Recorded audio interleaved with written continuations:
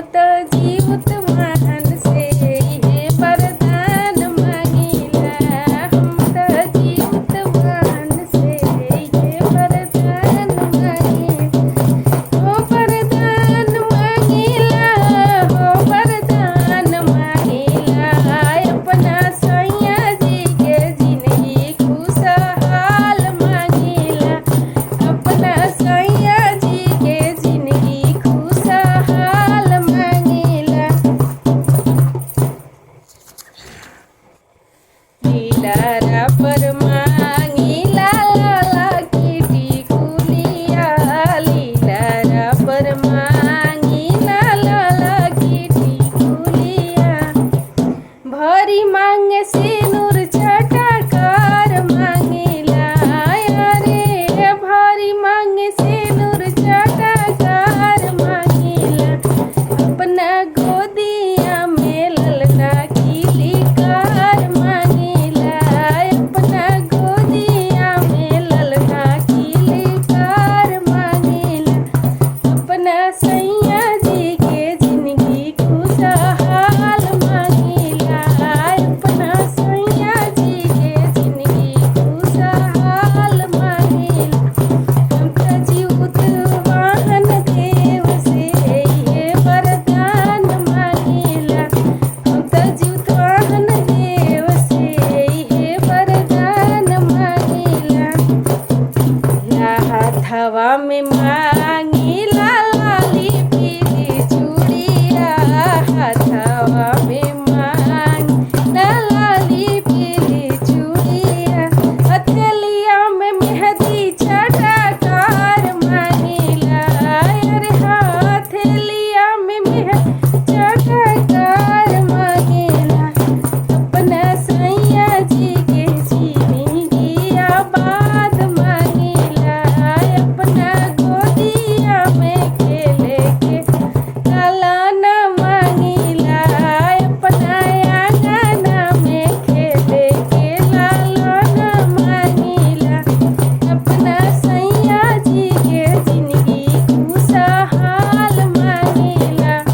अपना सैया जी के जिंदगी खुशहाल मांगिला। हम तो जीवत वाहन देव से ये वरदान मांगिला। हम तो जीवत वाहन देव से हे वरदान मांगिला। बिछुआ मांगिला, हम तो पायल मांगिला। बिछुआ मांगिला, हम तो पायल मांगिला। पैरे में महावर चटकार मांगिला। अरे मम्मी मम्मी कहत दुई बालक मांगिला। अपना सैया जी के जिंदगी खुशहाल मांगिला। हम तो जीवत वाहन देव से ये वरदान मांगिला। हम तो जीकर ऐसन पूत महान मांगिला। अपना सैया जी के जिंदगी खुशहाल मांगिला। हम तो आस्था ऐसन पुत्री महान मांगिला। अपना सैया जी के जिंदगी खुशहाल मांगिला। हम तो जीवत महान देव से ये वरदान मांगिला। वरदान मांगिला, हो वरदान मांगिला। वरदान मांगिला, हो वरदान मांगिला। अपना सैया जी के जिंदगी खुशहाल मांगिला। अपने सैया जी के जिंदगी खुशहाल मांगिला। इसी में एक और सोहर गा देते हैं। सभवा बैठल तू ससुर सर में गुण में आगर हो।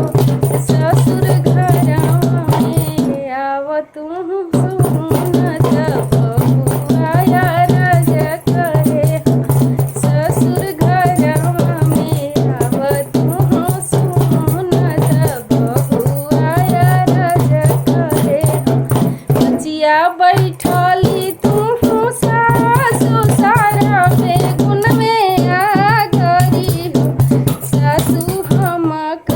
ए सासू हम करबो जीवतिया बरतवा जीवतिया बनावा हो।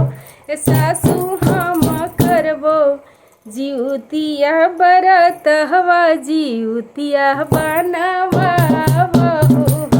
ए सासू हम करबो जीवतिया बरतवा जीवतिया बनावा हो।